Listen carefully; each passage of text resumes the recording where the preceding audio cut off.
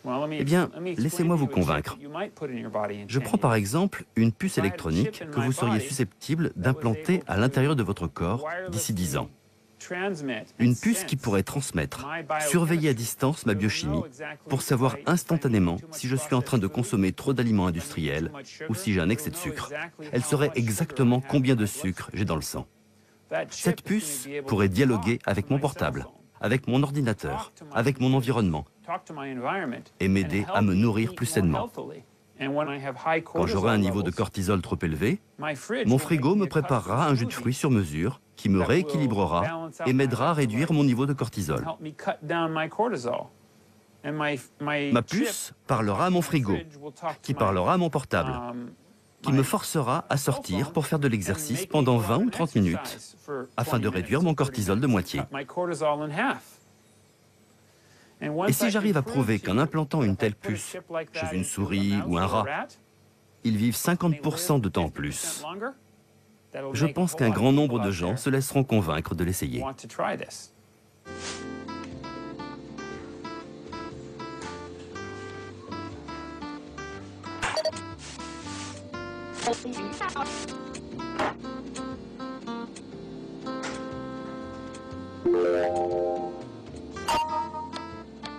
Cup of tea. Fill kettle with 2 hot place 1 VG tips tea bag in a clean mug.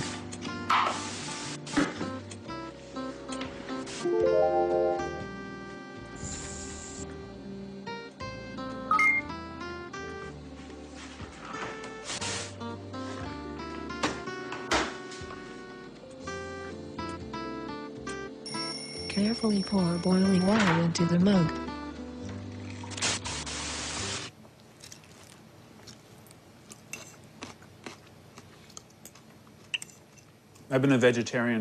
Je suis végétarien depuis 10 ans et je fais beaucoup d'exercices. À votre avis, j'ai quel âge? J'adore le faire deviner aux gens. J'ai 50 ans. J'en aurai 51 le mois prochain.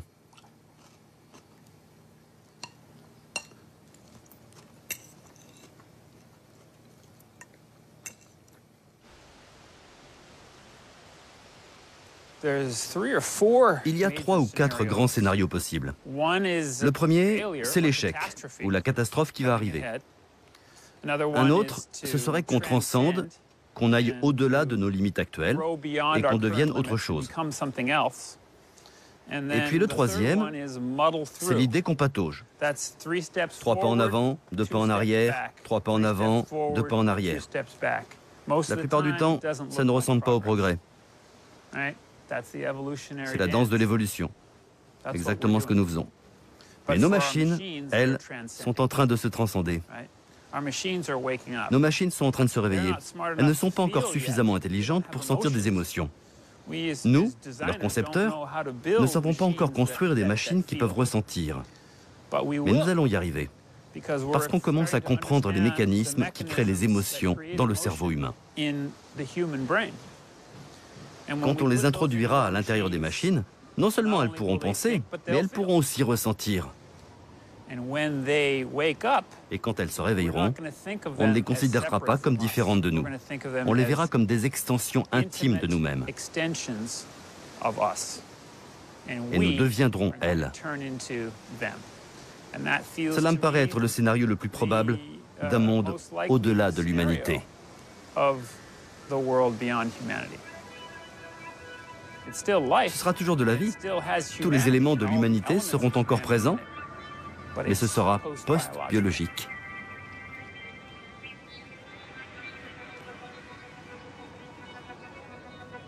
Dans les 50 prochaines années, les machines vont s'éveiller, comme des bébés. Et si vous vous souvenez quel moment génial a été cet éveil dans votre vie, vous conviendrez que c'est un merveilleux scénario.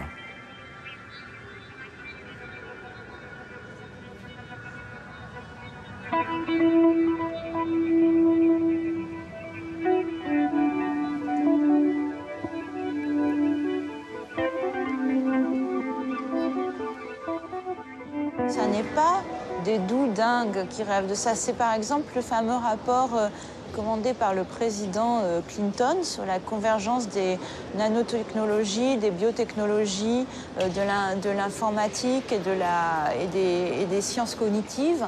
Et donc c'est des rêves, par exemple, de mettre des cerveaux en réseau, de fabriquer un homme bionique pour qu'il soit un guerrier plus performant. Ce rapport, il a des perles. Hein. Vous trouvez des phrases comme l'humain est le maillon faible de la guerre de demain parce qu'il a besoin de manger et parce qu'il a une mauvaise résistance aux températures extrêmes. C'est le soldat, c'est le petit jeune qu'on envoie en Irak, c'est lui, hein, donc c'est une vraie personne. Il est traité finalement comme de la matière humaine. NBIC. Ces 4 lettres symbolisent la convergence des 4 disciplines phares des technosciences visant à augmenter les capacités humaines. Le rapport publié aux États-Unis en 2003 par la National Science Foundation, l'équivalent américain de notre CNRS, a été rédigé par 2 co-auteurs, dont l'un n'a jamais cherché à cacher ses affinités avec la mouvance transhumaniste. William Bainbridge. Current Western society is not viable in the long run as it currently exists. We face an abyss, the same one that Nietzsche looked into over a century ago. On the other side, I believe and I hope, will be a viable kind of transhuman life. But in between is great peril.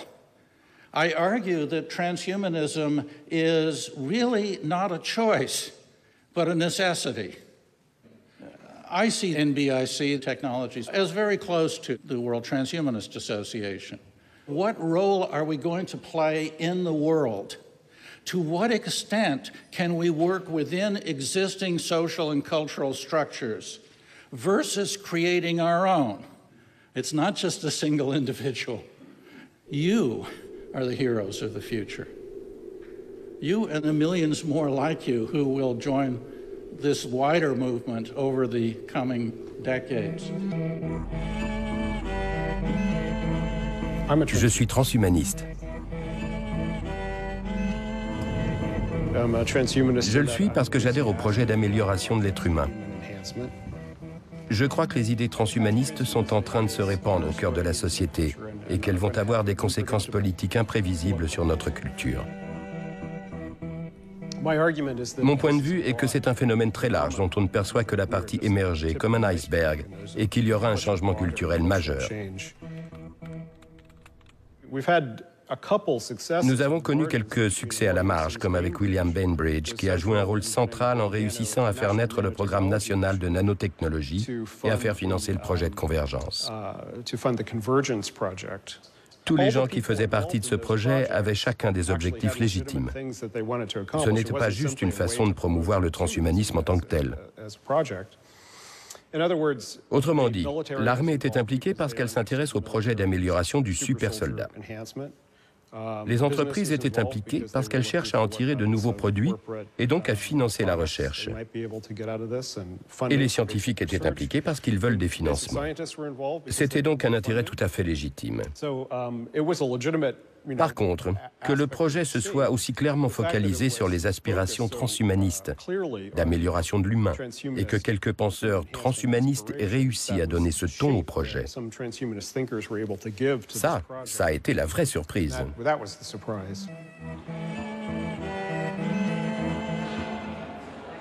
Alors le problème, c'est que c'est un mouvement, en effet, qui est à la jonction de la politique, de la science et de la philosophie, et qui, en plus, prétend agir comme un lobby. Donc je crois qu'il ne faut pas se tromper. La pire des choses, ce serait de considérer que ce sont quelques savants un peu illuminés ou quelques philosophes qui prennent leur désir pour des réalités. C'est beaucoup plus que cela. Et je crois qu'ils se donnent en plus les moyens réellement d'agir sur les politiques, sur le fonctionnement de certaines institutions, sur l'orientation de la recherche, parce que c'est une question qui est très importante. Et je crois que par conséquent, ça n'est absolument pas à sous-estimer, tout au contraire. Ray Kurzweil is here. He has been called the rightful heir to Thomas Edison. His new book is entitled The Singularity is Near, when humans transcend biology. I read your book, some of the most frightening and yet hopeful stuff I've ever read. Ray Kurzweil is a pioneer in the field of artificial intelligence. He's an award-winning scientist and engineer, a millionaire. Bill Gates has called him the best in the world at predicting the future. Inventor Ray Kurzweil thinks that one day humans may be able to live forever. We come back to this book. The singularity is near. What does singularity mean? When you say the singularity is coming, what does that mean exactly? And that's what you mean by the term singularity? What is singularity? Si on revient 500 ans en arrière, en un siècle, il ne se passait pas grand-chose. Maintenant, tout change en 6 mois seulement. La technologie se nourrit d'elle-même et va de plus en plus vite. Dans presque 40 ans, le rythme des changements sera tellement rapide que vous aurez du mal à le suivre, à moins d'améliorer votre propre intelligence en la fusionnant avec la technologie intelligente que nous sommes en train de créer. Ce sera une transformation si profonde qu'on a emprunté ce terme à la physique. On l'a appelé la singularité.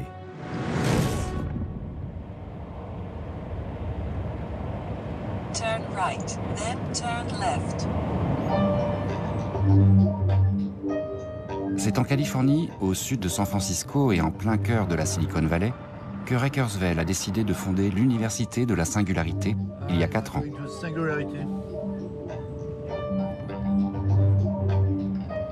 Mais pourquoi avoir choisi d'installer le campus de cette université d'un genre encore inédit sur une base de la NASA et juste à 2 pas du siège gigantesque de Google? From the beginning of time through 2003, the world created about 5 exabytes of digital information. Last year, we created 5 exabytes in 10 days. In 2013, we'll create 5 exabytes in 10 minutes. There is a huge creation of data, and it is only growing exponentially faster. I want you guys to get a feeling for what exponential technologies feels like.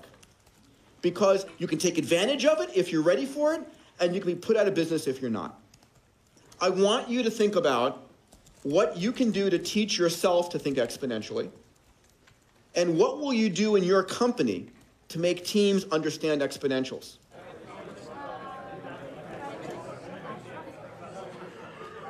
Mon but avec l'Université de la Singularité est de trouver les élèves les plus intelligents au monde, les meilleurs cadres dirigeants, d'accroître leurs possibilités par la technologie, en se concentrant sur la façon de l'utiliser pour résoudre les grands problèmes du monde. Les grands défis à relever que sont l'eau, l'énergie, l'éducation, la santé, la démocratie, etc. On a donc sélectionné un ensemble de domaines. L'intelligence artificielle, la robotique, les matériaux nano, la biotech et la bioinformatique, les systèmes de réseau informatique, la médecine, tous ces domaines qui sont en train de progresser et transforment le monde dans lequel on vit. Nous les formons dans ces domaines, puis nous les aidons à comprendre comment ces technologies peuvent changer leur entreprise pour atteindre des objectifs beaucoup plus ambitieux que jamais auparavant. Living things are a type of computer. They are protein-based computers, and they compute with chemicals. But they compute. It's just a free living computer, a computer that can calculate and duplicate. It's opening the door to really reprogramming every living creature and every product that a living creature can make. And you basically get biodiesel and Jet A and et cetera just by engineering a microbe. It's really cool. This opens up a new shadow tree of life. But this is a tree of life that doesn't evolve through natural selection. It evolves through human intention. What's really going to push synthetic biology forward? It's you guys. There's no end to it. None. It just gets more computing. Well, there'll be more and more biotechnology. Thank you. Au hasard, j'ai vu un article dans le New York Times qui parlait de ce programme. En l'espace de quelques jours, parmi les meilleurs chercheurs du monde dans certains domaines de développement technologique, présentent à des gens qui ne travaillent pas dans la technologie ce qui se passe, ce qui est en train de se passer dans différents domaines qui vont probablement changer nos vies. Je vais investir davantage et passer plus de mon énergie, dédier plus de mon énergie professionnelle à ces secteurs qui sont prometteurs.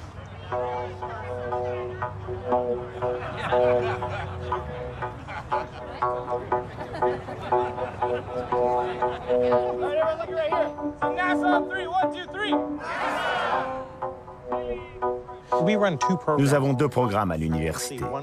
Le programme d'une semaine est destiné aux dirigeants du monde d'aujourd'hui. Mais le cœur de notre travail, c'est une session d'été de 10 semaines pour 80 étudiants diplômés de haut niveau, recrutés partout dans le monde. Ils proviennent d'une 40aine de pays différents et nous cherchons parmi eux la prochaine génération de dirigeants. Today, what I want to talk to you about is not if you're going to change the world, but how you're going to do it. You are inheriting a world filled with a kind of peril that my generation never faced. The good news is you're going to have tools that we never had. You will have the tools and you will learn the skills this summer to take on the hardest challenges in the world. The tools of creativity, of innovation, of disruptive change are in everybody's hands, and they're not expensive. I mean, look at the founding partners. Autodesk was designed and built using PCs. Google was a couple of college kids on their $1,000 laptops. If you ask people, are they working on something that could really change the world? How many people can answer yes? If I was a student, this is where I would want to be. One student has published 8 papers in neural computation and neural prosthesis. One student is a founding member and program director of 2 NGOs. The youngest one started coding at the age of 4. It's time to dedicate your lives to solving one of the world's biggest challenges. And if you're not doing that, it's time to reorient yourself towards that goal.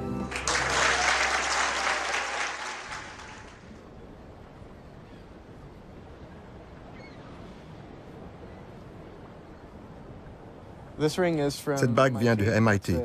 C'est la graduate, comme on l'appelle. Je l'ai reçue à la fin de mon master. Celle-ci vient de l'Université de la Singularité. Là, vous pouvez lire Nano Info Bio. Ça, c'est l'année que j'ai passée à l'Université de la Singularité. C'est écrit en binaire. Là, c'est une fusée. Son trajet exponentiel symbolise le progrès. Elle décolle avec l'inscription 10 puissance 9 qui se réfère à la mission de l'Université de la Singularité. Avoir un effet positif sur 1 milliard d'individus.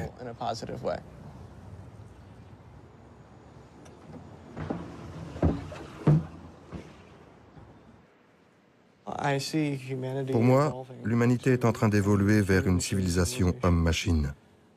Nous aurons bientôt fusionné avec notre technologie pour améliorer les conditions humaines.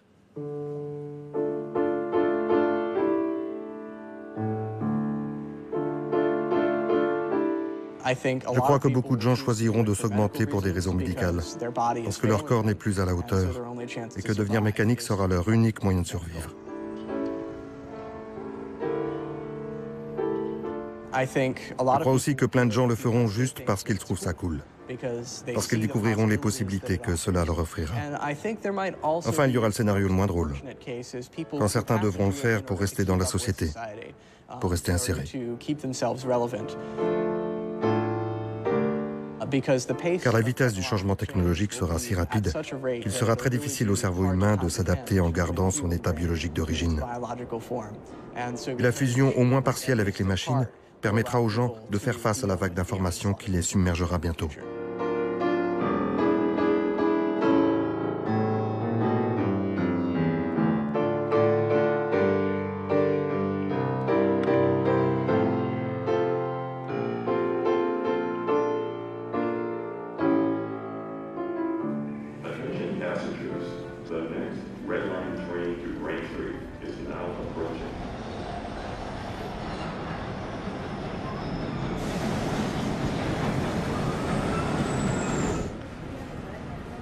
L'humain serait donc insuffisant avec son corps faillible aux capacités limitées.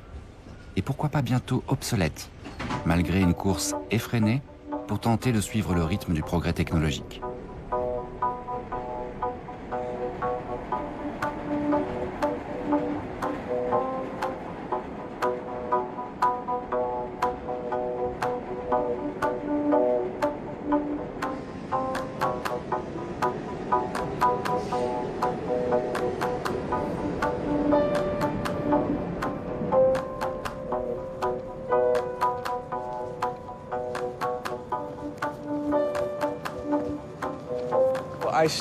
J'ai commencé au MIT en 2006, j'avais 14 ans.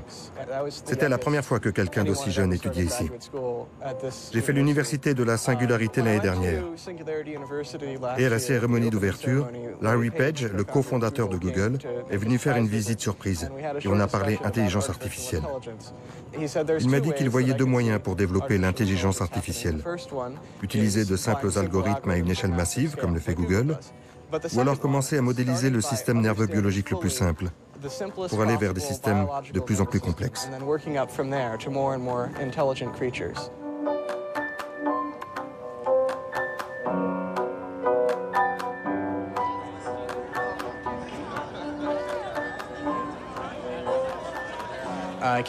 Je m'en suis inspiré avec un projet de simulation du cerveau d'un ver de terre. Je me suis donc inscrit au programme de biophysique à l'université d'Harvard.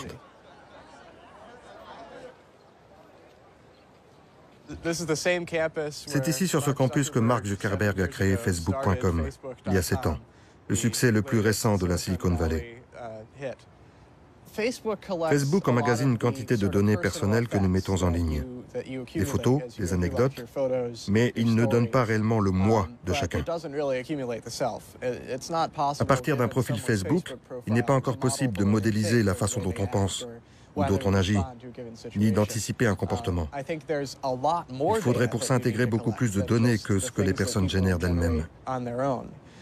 Si on pouvait découpler l'individu de son corps biologique et faillible, on ne serait plus obligé de considérer la mort comme aujourd'hui. On pourrait sauvegarder nos consciences sur des disques durs ou sur un support numérique et du coup atteindre une longévité infinie.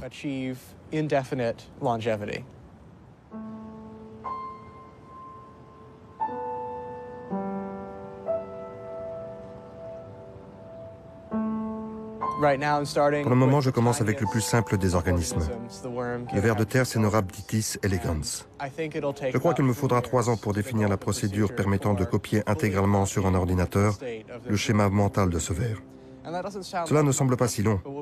Ensuite, on pourra s'inspirer de cette méthode pour modéliser le cerveau du poisson zèbre, de la mouche, de la souris, du chat et du chien, du singe et finalement celui de l'humain. Quand on en sera là, non seulement nous aurons un modèle pour construire une intelligence artificielle basée sur le cerveau des humains, mais en plus, nous pourrons capter toutes les expériences et les souvenirs d'un individu et les copier sur un support numérique.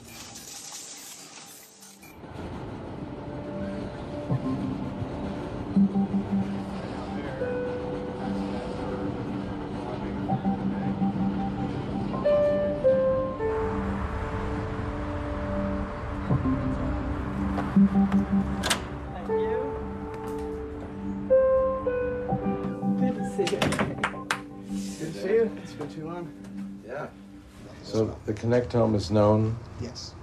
And it's what, only a few hundred neurons? 302. Now, will you then develop, okay, that's the model for this type of cell? I think it will be necessary to model the whole system in totality. What do you hope to learn from that? The interesting dynamics for behavior are at the level of cells and not lower than that. Well, that's an interesting point. What's the timeline for your project? I think it's conceivable to get to human by this method in about 20 to 25 years.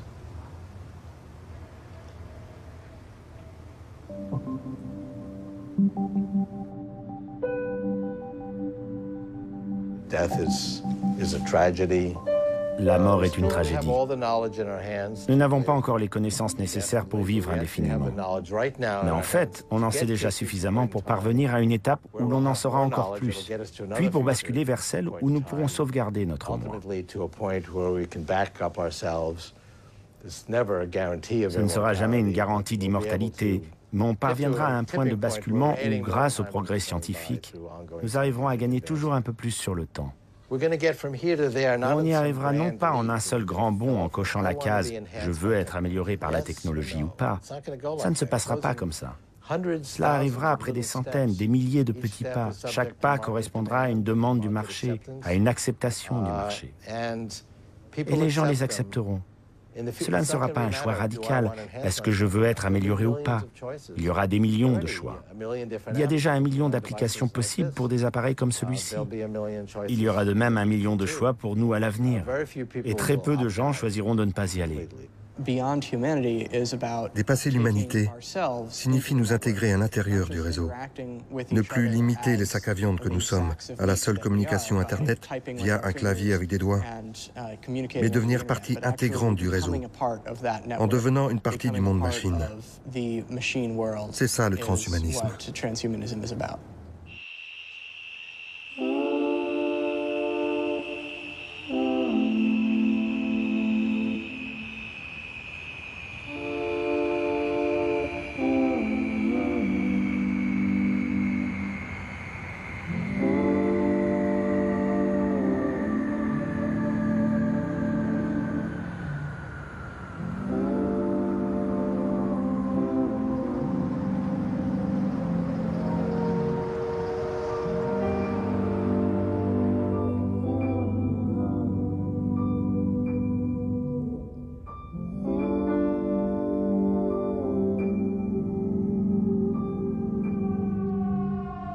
Un monde machine verrait donc bientôt le jour avec à la clé une promesse d'immortalité. Mais pour qui et pourquoi faire? Le corps, qu'est-ce que c'est que ce truc-là? Quand on est sur Internet, le corps c'est encombrant. Le corps, ça vieillit, ça prend des rides, etc. Donc il y a ce rêve de l'immatériel de, au fond, nous débarrasser du corps. De même que les économistes des marchés financiers se débarrassent de l'économie réelle au profit de la spéculation irréelle, virtuelle des marchés financiers, de même les technoprophètes nous conseillent de nous débarrasser du corps, d'oublier le corps. Je pense que lorsqu'on se concentre sur l'immortalité ou sur l'utilisation de dispositifs techniques afin de remplacer ce que nous possédons déjà, on perd l'essence même de ce qui nous définit comme humains. Notre fragilité, nos imperfections. Je serais un peu nerveux si je vivais dans un monde où l'on cherche la perfection. Un monde où on serait intolérant avec ceux qui ne sont pas au niveau, ceux qui sont imparfaits, ou qui ne sont pas conformes à des normes industrielles imposées. Si on jette un œil aux critères de l'industrie et de l'ingénierie, on voit quoi? Des contrôles qualité, la prédictibilité des profits, de hauts niveaux d'efficacité et d'utilité. Désirons-nous vraiment vivre dans un monde dans lequel les êtres humains ne seraient plus mesurés que selon ces critères? Alors nous deviendrions des machines.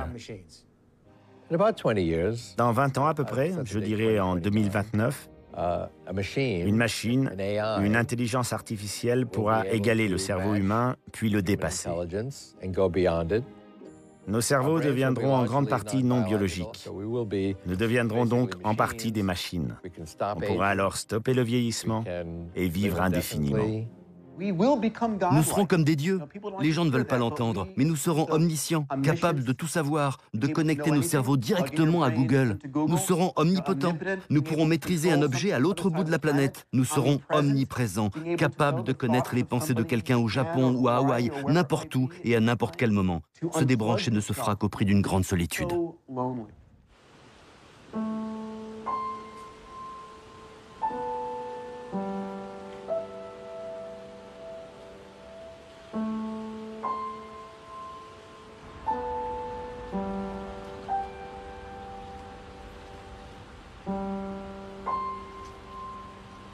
La science et les techniques nous conduisent au dépassement de nos propres limites et donc au dépassement en effet de la souffrance, de la maladie, de la dépression, de tout ce qui est considéré comme étant négatif. Il y a là une dimension religieuse de substitution qu'on ne peut absolument pas ignorer, même si c'est présenté comme étant tout sauf une religion, puisque précisément c'est présenté comme étant le résultat ou le prolongement naturel des avancées de la science ou de la technique.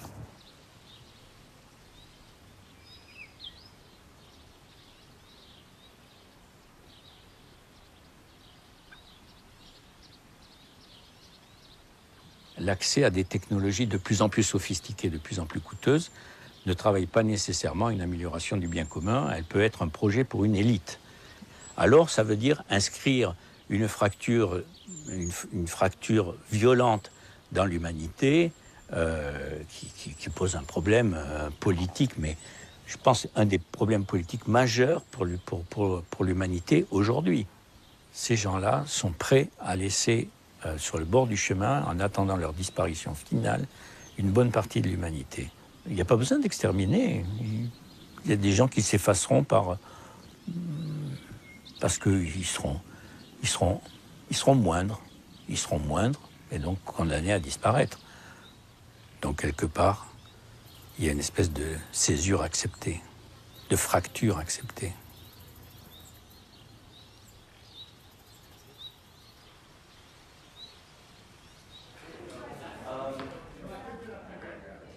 Ce sera dur pour les gouvernements de suivre toutes les nouvelles technologies qui deviendront disponibles et révolutionneront la médecine ou l'informatique. Dur d'en anticiper les effets ou de les réglementer. Ce sera trop tard.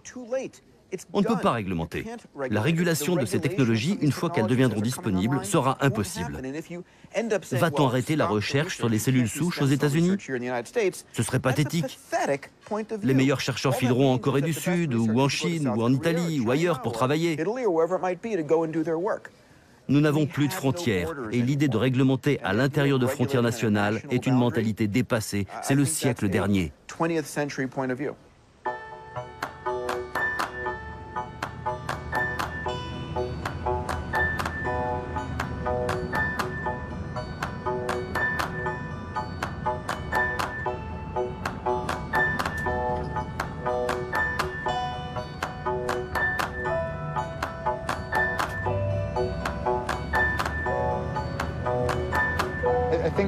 Je crois que la force actuelle du mouvement transhumaniste est liée au fait que beaucoup d'argent circule en provenance de la bulle Internet, du .com.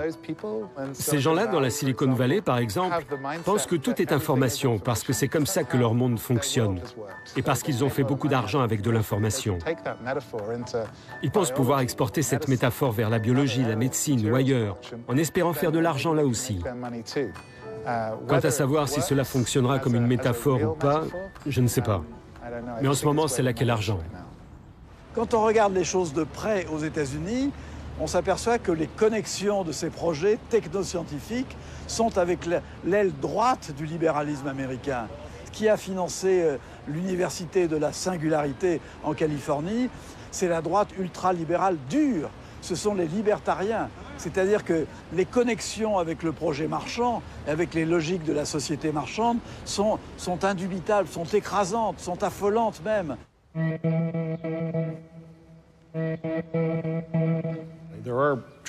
Il y a des transhumanistes partout dans le monde.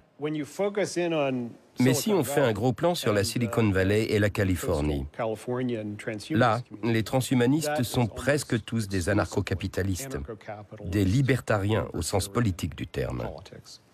Et ils ont eu une influence disproportionnée sur la pensée globale transhumaniste, dès le début.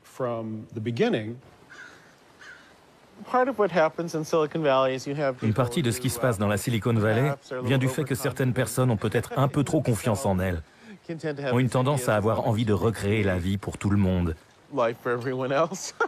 J'ai fait partie de ces gens-là. La Silicon Valley a changé. C'était un endroit où l'on créait de la technologie pour les gens et c'est devenu une sorte de nouveau centre du pouvoir. Et ça me dérange. Ça me paraît extrêmement bizarre qu'il y ait ce truc, l'université de la singularité, juste en face de chez Google. Comment les gens réagiraient-ils si une religion fondamentaliste traditionnaliste s'installait sur le même campus que l'une des plus grandes agences d'espionnage dans le monde? Je crois que les gens seraient horrifiés. Ils auraient bien raison. Facebook et Google détiennent beaucoup plus d'informations sur les citoyens en France, par exemple, que le gouvernement français n'aurait le droit d'en détenir. Google is the most powerful search engine on Earth. Today, billions of users Google for any kind of information. Google stores the entire known web in its giant database. And there's more. Gmail offers several gigabytes of free storage. It's no secret. All your mails, including received mails from your friends, are scanned. Google is methodically collecting personal data in many more ways, using cookies and account information, merely to offer relevant text ads. Google can create incredibly detailed dossiers on every one of us. Total control, and not merely on the web. Google is conducting research in the fields of molecular biology and genetics. What if Google had a file on you, even including your entire genetic data? Every human being would become completely transparent. Ce n'est pas tant que les gens qui dirigent les serveurs espions géants souhaitent diriger le monde, ne sont pas mégalomaniaques. Non, c'est plutôt une croyance dans le fait que les systèmes d'information et d'analyse vont perfectionner la vie.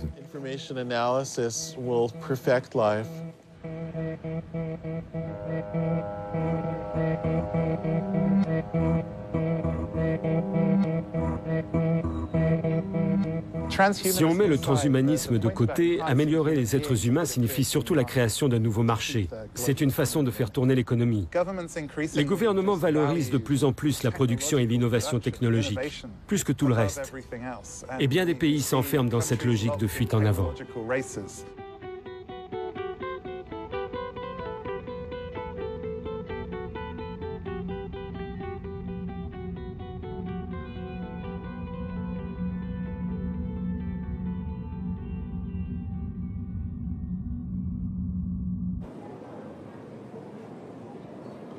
Bonjour à tous. Alors, il est facile de présenter Jean Terme. Il suffit d'interroger Google. Alors, des dizaines et des dizaines de pages lui sont consacrées. On voyage avec lui de New York à Pékin, de Bruxelles à Berlin. On passe du CEA aux centres de recherche les plus sophistiqués, les plus prestigieux. Bref, Jean Terme est partout, sur tous les fronts. Merci Jean. Bonjour à tous. On considère aujourd'hui qu'un pays comme la Chine, par exemple, dans les domaines qui sont les domaines de plus haute technologie, ils sont passés du stade de sous-traitant au stade d'innovateur leader en moins de 10 à 15 ans. On n'a pas ni des politiques, ni des stratèges dans nos pays occidentaux qui ont une vision long terme. Alors que les Chinois, ils ont bien regardé, ils ont dit voilà, on va on va être leader. Quand on va être leader, on va interdire aux gens de produire ces produits, comme ça on produira tout en Chine. Et s'ils veulent produire, ils viendront mettre leurs usines en Chine et on récupérera la techno. Ils sont simplement meilleurs que nous. Alors, qu'est-ce qu'il faut arriver à faire pour être dans la compétition? La première chose, il faut continuer à faire toujours plus petit. C'est-à-dire 1 milliard de transistors, ça ne suffit pas. Il faut passer à 10 milliards, on passera à 100 milliards sur une puce. Des puces, vous en mettez partout. Donc, si les télécoms vont mal pendant 2 ans, c'est pas grave, vous en mettez dans l'automobile. Si l'automobile va mal, c'est pas grave, vous en mettez dans la défense va mal, vous en mettez dans la santé. En ce qui concerne la vision, là, ça ne veut plus avancer, là, il y a un problème. Voilà. Bouge plus, là, il est planté votre ordinateur. Florence, je fais quoi? Je suis désolé, là, il se passe quoi, là? Ah, ça revient, c'est parti. Alors, comment on peut faire pour s'en sortir? La seule solution, c'est de poser des brevets. Et aujourd'hui, tout l'enjeu mondial, il se joue là-dessus. C'est-à-dire qui possède les brevets qui vont déterminer les produits de demain et quels sont ceux qui vont être les leaders dans quelques années. Ça va, vous suivez? Ça vous ennuie? C'est bon? Je continue un peu ou pas?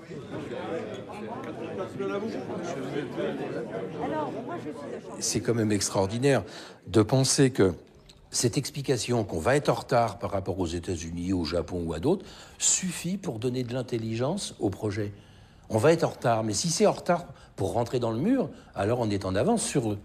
On est dans une période où l'urgence serait non pas d'aller plus loin, mais d'essayer de survivre tel qu'on est. Alors il y a des gens, effectivement, les scientistes, qui disent, mais justement, comme la période nous met en difficulté, la seule façon de s'en sortir, c'est plus de technosciences.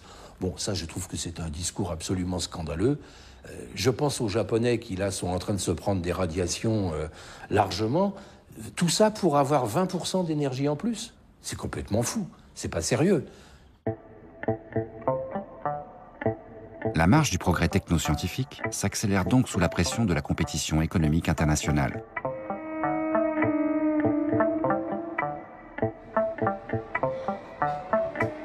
Loin des prophéties transhumanistes, cette fuite en avant, bien réelle, a déjà des conséquences dans nos vies, de la naissance à la mort.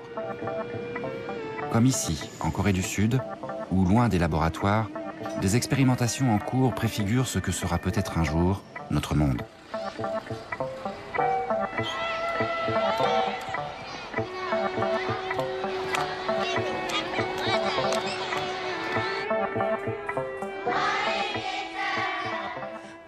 Remember how to check your attendance to RoboSam?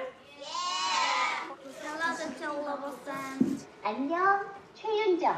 Okay, 지민. Hello, Dr. RoboSam.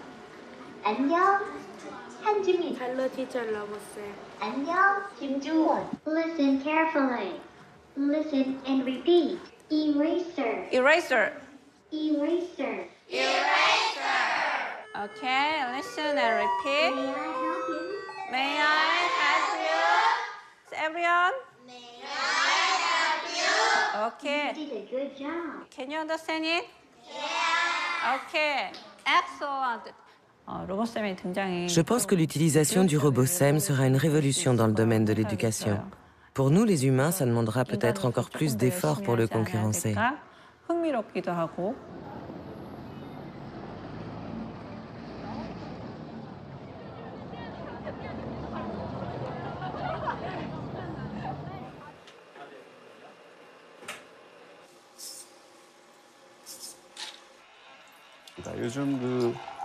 De nos jours, tout le monde a un ordinateur. Moi, je possède 5 ou 6 appareils, une tablette, un smartphone, un ordinateur, un PC portable. D'ici 10 ou 20 ans, il est très probable que tout le monde possédera plusieurs robots qui rendront différents services. L'aide ménagère, les outils d'éducation ou de loisirs, le babysitting seront pris en charge par des robots. Il est possible que d'ici 10 à 20 ans, le nombre de robots dépasse même le nombre de voitures.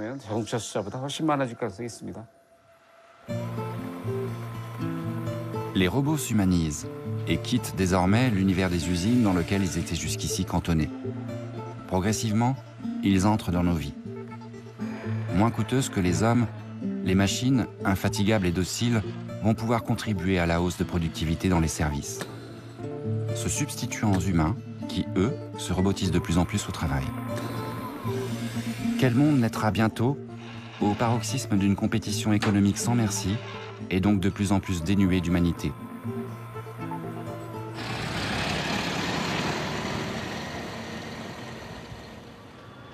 Un instant, s'il vous plaît. Veuillez maintenir le silence pendant quelques instants. Veuillez prononcer 0. 0. 1. 1. 2. 2. Vous êtes l'utilisateur Laurent Martin. Dites OK pour vous connecter. OK. Client, Dunkerque. Total mission, 43 colis. «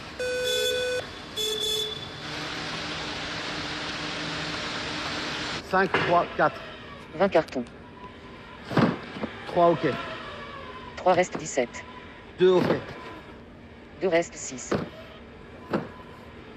Quantité, total 20, validé 20, bouteille.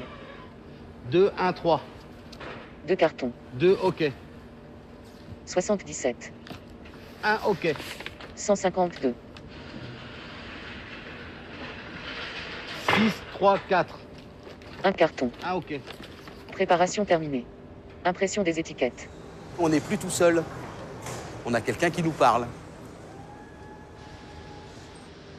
Une puce implantée dans le cerveau, je crois que ce serait aller un peu trop loin. Je suis à peu près convaincu que la technologie libère l'homme, jusqu'à un certain point. Voilà, là, je suis libre, hein, je peux arrêter de faire une mission, sortir, aller prendre un café, revenir, recommencer à travailler, il n'y a aucun problème. Je ne suis pas tenu par la machine. C'est l'inverse, c'est moi qui tiens la machine.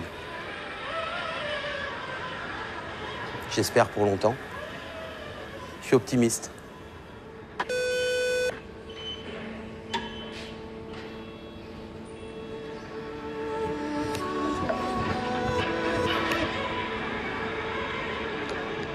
Aujourd'hui, sous des pressions diverses et variées, il y a ce risque d'une société fonctionnelle, c'est-à-dire où l'individu est assigné à des places et des fonctions, se transforme en segment technique, n'est-ce pas, et devient une pièce détachée de l'espèce. Je m'explique, ça veut dire que, en gros, alors qu'on insiste de plus en plus sur notre consentement, alors qu'on insiste de plus en plus sur notre autonomie, notre indépendance, en même temps se mettent en place des dispositifs qui fait que la marge de liberté d'un individu est de plus en plus réduite. Je pense que la science a un rôle à jouer dans la manière de gouverner notre société.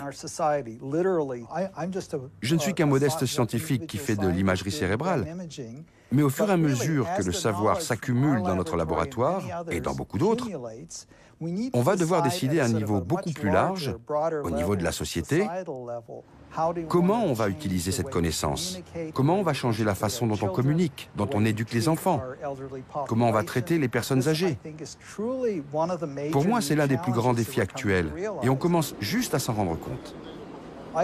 Je crois qu'il faudrait créer une sorte de ministère du cerveau pour s'occuper de toutes ces questions.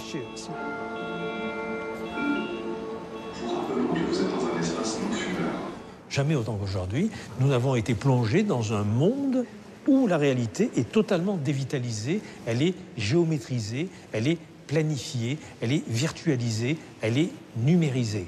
C'est-à-dire qu'il n'y a pas que les sciences qui vont être technicisées, il y a aussi la manière de vivre, la manière d'exister. Idéologiquement, le danger, c'est de nous prédisposer politiquement à penser que nous sommes des animaux comme les autres, pour aller vite. Donc ça nous permettra d'être traités comme des bêtes.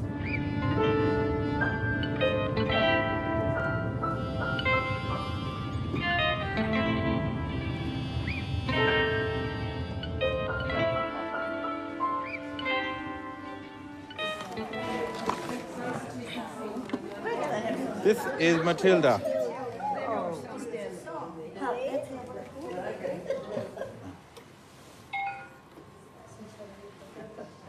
G'day, I'm happy to be here, playing games with you.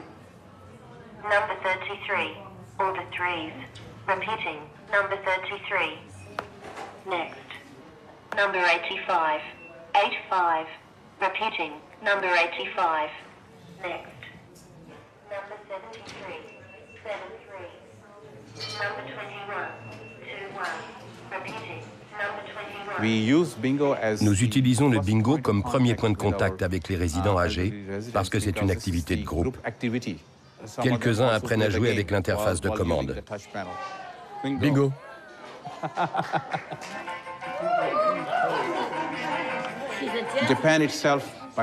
Au Japon, vers 2040, 40% de la population aura plus de 65 ans. C'est un problème très sérieux. Il y aura de moins en moins de jeunes pour s'occuper des personnes âgées. L'Australie se trouve devant un problème similaire. How are you? Very well, thank you. How many meals do you eat on an average day? 3 meals a day. Do you eat many sweets? No. Try to eat fat-free sweets with less sugar instead of fatty and high-calorie sweets. Eat more fruits. Do you think you will be able to implement some of the changes I am suggesting? Yes. Good. I am sure that it will help you stay healthy. So it can read the news, it can help in doing internet shopping. It can also become like a best friend. Absolutely. Well, that's technology used in a very positive Absolutely, that's the whole idea. It's not technology that's just... No. You see, technology to enrich her life, to improve her well-being. We want to get it right.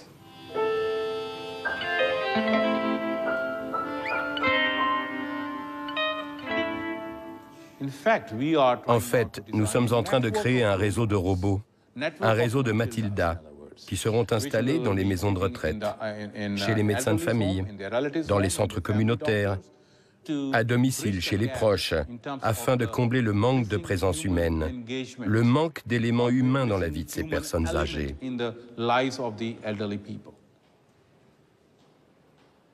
Je crois que le marché des robots compagnons sera de l'ordre de centaines de millions de dollars dans les 10 à 20 ans à venir.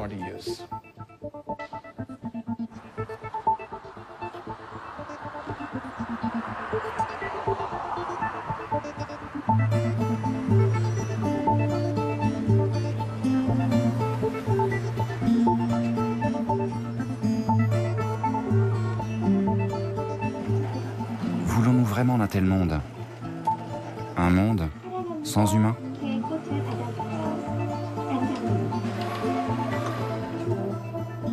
L'essentiel de la vie humaine, c'est précisément ce qui ne peut pas être calculé.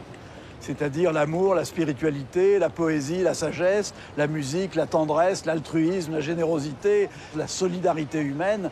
Toutes ces choses qui ne peuvent pas être comptées sont petit à petit évacuées du paysage. Alors un monde sans humains, dans lequel il y aurait des cyborgs, ou des individus qui seraient des hybrides ou des chimères, qui seraient à la fois des machines et des restes ou des ersatz d'humains, je pense que ce ne serait pas un monde. Il faut rendre cette contradiction-là visible et il faut la rendre insupportable.